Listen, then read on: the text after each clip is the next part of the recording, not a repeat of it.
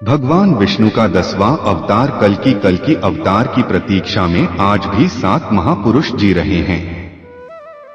हिंदू पुराणों धर्म ग्रंथों के अनुसार भगवान विष्णु का 10वां अवतार कल्कि अवतार के रूप में कलयुग में जन्म लेगा। वही कलयुग में कल्कि अवतार की प्रतीक्षा में आज भी 7 महापुरुष जी रहे हैं। ये 7 चिरंजीवी कल्कि अवतार से कब कहां मिलेंगे, ये सब जानना चाहते हैं।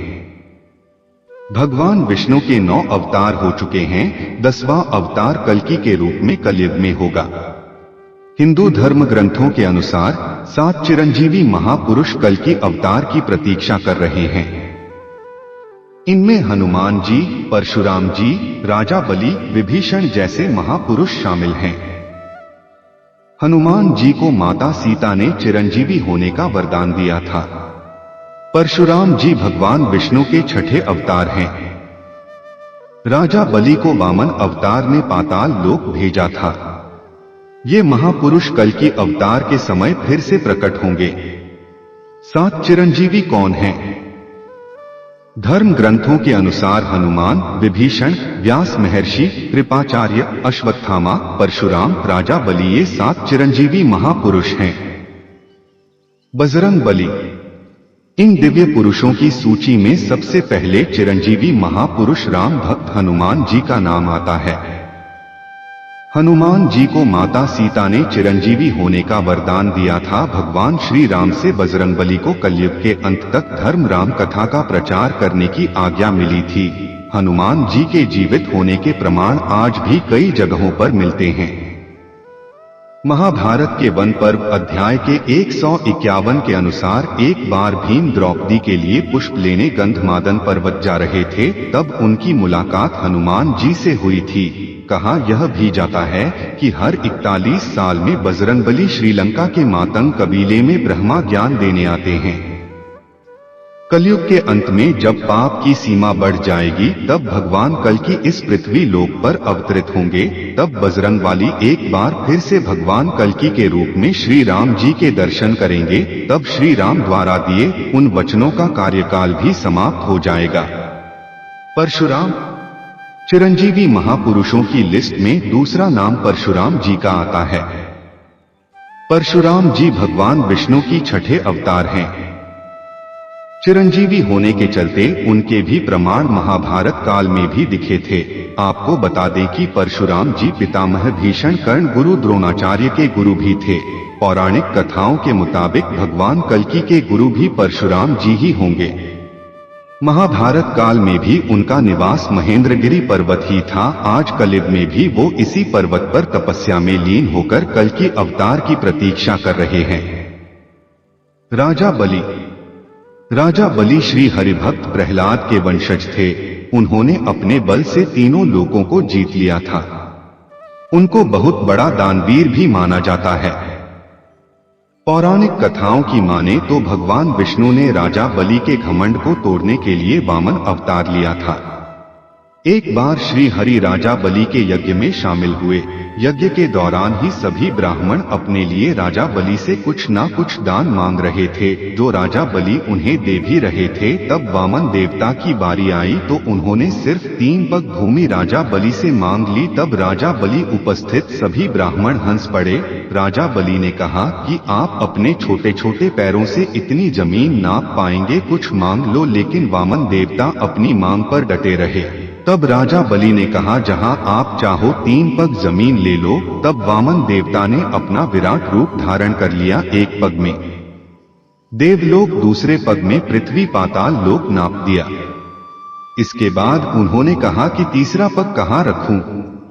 राजन राजा बलि ने अपना सिर आगे कर दिया। वामन देवता ने राजा बलि के सिर पर पैर रखकर उन्हें पाताल लोक भेज दिया। उन्हें इसी लोक में बसा दिया, जहां वो आज भी अपनी मुक्ति के लिए कल्कि अवतार की प्रतीक्षा कर रहे हैं। विभीषण। चौथे महापुरुष लंका अधिपति विभीषण के बारे में विभीषण प्रभु राम के अनन्य भक्ते। जब लंकापति रावण ने माता सीता का हरण कर लिया था, तब भी भीषण ने अपने भाई रावण को काफी समझाया था कि भगवान राम से शत्रुता ना करे, जिसके बाद रावण ने उन्हें अपनी लंका से निकाल दिया था। तब भी भीषण भगवान राम की सेवा में चले गए। रावण के अधर्म का अंत करने के लिए धर्म का साथ दिया। यही कारण है कि भगवान श्री राम ने विभीषण को चिरंजीवी होने का वरदान दिया था, जो कि आज के युग यानी कलयुग के अंत तक जीवित रहेंगे। विभीषण के जीवित होने के प्रमाण रामायण काल के बाद महाभारत काल में भी मिले थे। युधिष्ठिर के राजसी यज्ञ के दौरान सहदेव विभीषण की मुलाकात हुई थी। कलयुग में विभीषण कहाँ हैं, इस बात की जानकारी तो किसी को नहीं है, लेकिन यह जरूर पता है कि उनका उस युग में भी होने का सिर्फ एक लक्ष्य है, जो है अपने प्रभु के अवतार कल्कि से मिलना। अश्वत्थामा। इन 7 महापुरुषों में अश्वत्थामा का नाम भी शामिल है। गुरु द्रोणाचार्य के पुत्र अश्वत्थामा आज भी इस पृथ्वी लोक पर मुक्ति के लिए भटक रहे हैं। महाभारत के युद्ध में अश्वत्थामा ने कौरवों का साथ दिया था। धर्म ग्रंथों के अनुसार भगवान श्री कृष्ण ने ब्रह्मास्त्र चलाने के कारण अश्वत्थामा को कलयुग के अंत तक भटकने का श्राप दिया था। अश्वत्थामा के संबंध में प्रचलित मान्यता है कि मध्य प्रदेश के असीरगढ़ किले में मौजूद प्राचीन शिव मंदिर में अश्वत्थामा हर दिन भगवान शिव की पूजा करने आते हैं। अश्वत्थामा भी कल के अवतार की प्रतीक्षा कर रहे हैं।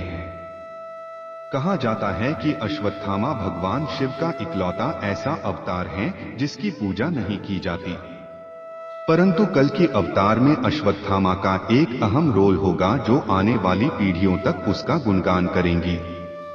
महर्षि व्यास अश्वत्थामा के बाद छठे चिरंजीवी महापुरुष हैं। महर्षि व्यास महर्षि को वेद व्यास के नाम से भी जाना जाता है, क्योंकि उन्होंने ही चारों वेद, महाभारत, 18 पुराण, भागवत गीता लिखी थी। महर्षि व्यासी ने भगवान कल्कि के जन्म से पहले उनके अवतार के बारे में ग्रंथों में लिख दिया था।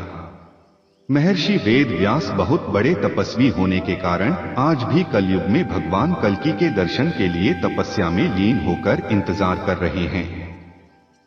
कृपाचार्य कलयुग के आखिरी 7वें चिरंजीवी महापुरुष हैं।